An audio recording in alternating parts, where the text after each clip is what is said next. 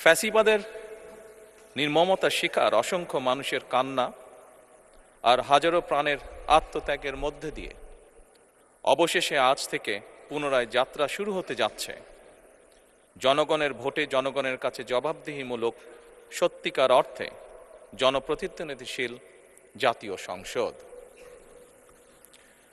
বাংলাদেশের জাতীয় সংসদের রাজনীতির এই ঐতিহাসিক মুহূর্তে আমি আল্লাহর দরবারে শুকরিয়া জানাই, যার অশেষ রহমতে আমরা একটি ন্যায়ভিত্তিক গণতান্ত্রিক মানবিক বাংলাদেশ প্রতিষ্ঠার লক্ষ্যে যাত্রা শুরু করতে পেরেছি। 1971 সালের স্বাধীনতা যুদ্ধের থেকে শুরু করে 2024 সালের দেশ এবং জনগণের স্বাধীনতা রক্ষার যুদ্ধ সহ এই পর্যন্ত দেশে গণতন্ত্র এবং মানুষের অধিকার প্রতিষ্ঠার সংগ্রামে যারা শহীদ হয়েছেন, ত্রয়োদশ জাতীয় সংসদ শুরুর এই যাত্রা লগ্নে আমি তাদেরকে কৃতজ্ঞতার সঙ্গে স্মরণ করছি।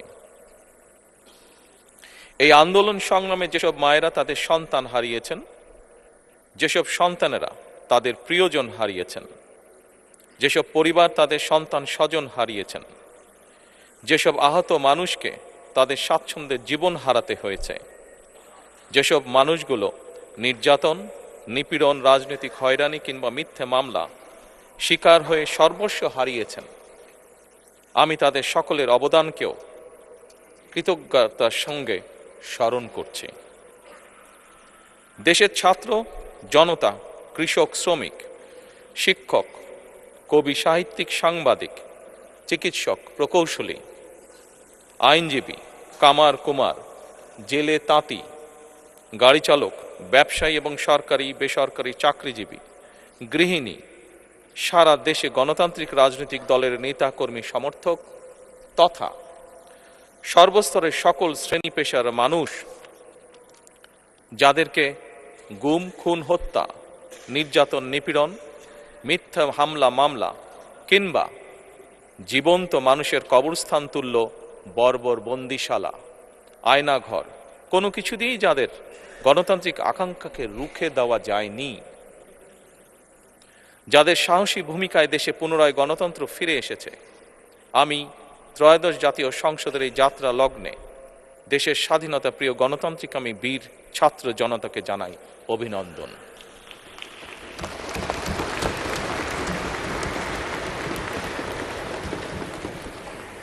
সম্মানিত সংসদ সদস্যবৃন্দ,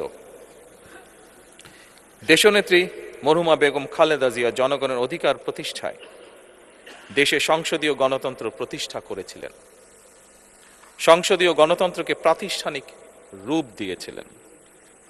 সেই গণতন্ত্রকে প্রহসনের রূপ দিয়ে জাতীয় সংসদকে হাস্যরসের খোরাকে পরিণত করা হয়েছিল। দেশে তাবিদারি শাসন শোষণ কায়েম করা হয়েছিল। দেশে সংসদীয় গণতন্ত্র এবং জনগণের অধিকার পুনঃপ্রতিষ্ঠা করার জন্য দেশনেত্রী বেগম খালেদা জিয়া জীবনের শেষ দিন পর্যন্ত লড়াই করেছেন। জীবনে কখনোই স্বৈরাচার কিংবা ফ্যাসিবাদের সঙ্গে আপোষ করেননি। দেশে আজ থেকে আবারও সেই কাঙ্ক্ষিত সংসদীয় গণতন্ত্রের যাত্রা শুরু হলো, আলহামদুলিল্লাহ।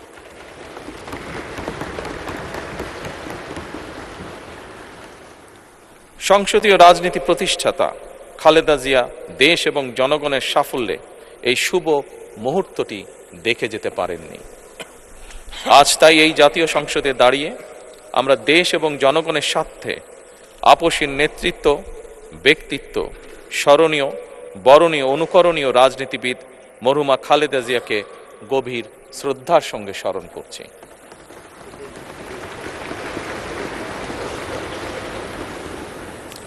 সম্মানিত সংসদ সদস্যবৃন্দ, দেশে বহুদলীয় গণতন্ত্রের প্রবক্তা এবং প্রবর্তক, স্বাধীনতার ঘোষক শহীদ প্রেসিডেন্ট জিয়াউর রহমানের একটি উক্তির কথা আপনাদের সামনে আমি স্মরণ করতে চাই। তিনি বলেছিলেন, জনগণই যদি রাজনৈতিক দল হয় তাহলে আমি সেই দলেরই আছি। অর্থাৎ ব্যক্তি কিংবা দলের স্বার্থ নয়, জনগণের স্বার্থই সবচাইতে বড়।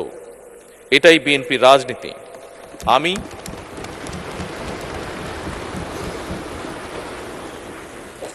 আমি প্রথমবারের মতন বাংলাদেশ জাতীয়তাবাদী দল বিএনপি থেকে জাতীয় সংসদ সদস্য নির্বাচিত হয়েছি। জাতীয় সংসদের সংসদীয় দলের নেতা নির্বাচিত হয়েছি।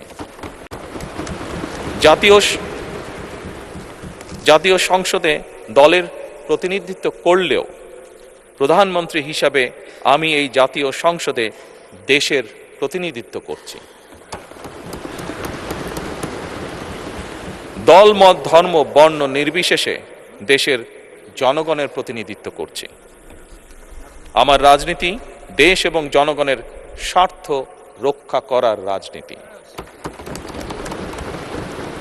বিএনপির রাজনীতি জনগণের জীবন মান উন্নয়ন এবং স্বনির্ভর বাংলাদেশ গড়ার রাজনীতি। প্রতিটি পরিবারকে স্বনির্ভর করাই আমাদের রাজনীতির লক্ষ্য। প্রতিটি পরিবারকে স্বনির্ভর করার মাধ্যমেই বিএনপি একটি স্বনির্ভর, সমৃদ্ধ, নিরাপদ, গণতান্ত্রিক বাংলাদেশ প্রতিষ্ঠা করতে চায়।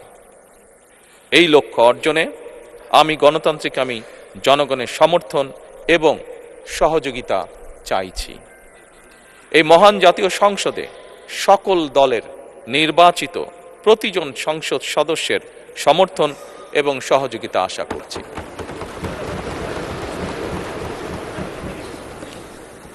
সম্মানিত সংসদ সদস্যবৃন্দ, আমি বিশ্বাস করি আমাদের দল কিংবা মত কিংবা কর্মসূচি ভিন্ন হতে পারে, কিন্তু তাবেদার মুক্ত, ফ্যাসিবাদ মুক্ত একটি স্বাধীন, সার্বভৌম, নিরাপদ, স্বনির্ভর বাংলাদেশ প্রতিষ্ঠায় আমাদের মধ্যে কোনো বিরোধ থাকতে পারে না, বিরোধ নেই।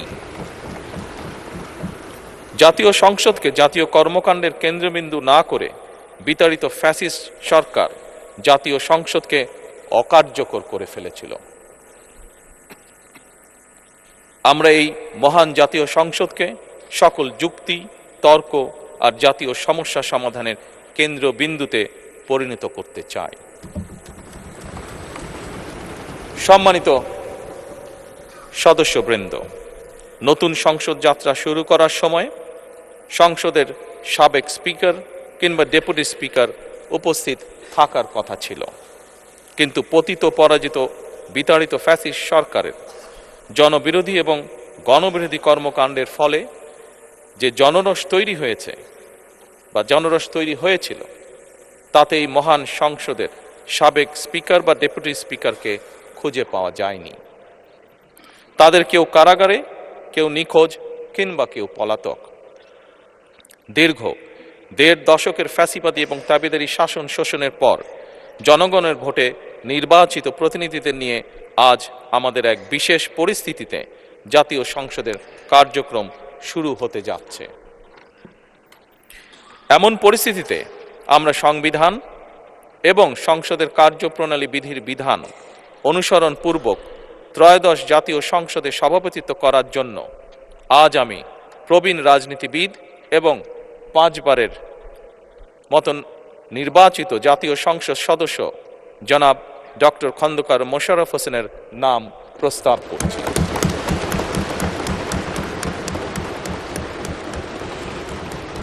সম্মানিত সংসদ সদস্যবৃন্দ, আমাদের সংসদীয় রীতিনীতির ইতিহাসে এই ধরনের পরিপ্রেক্ষিত নজিরবিহীন নয়।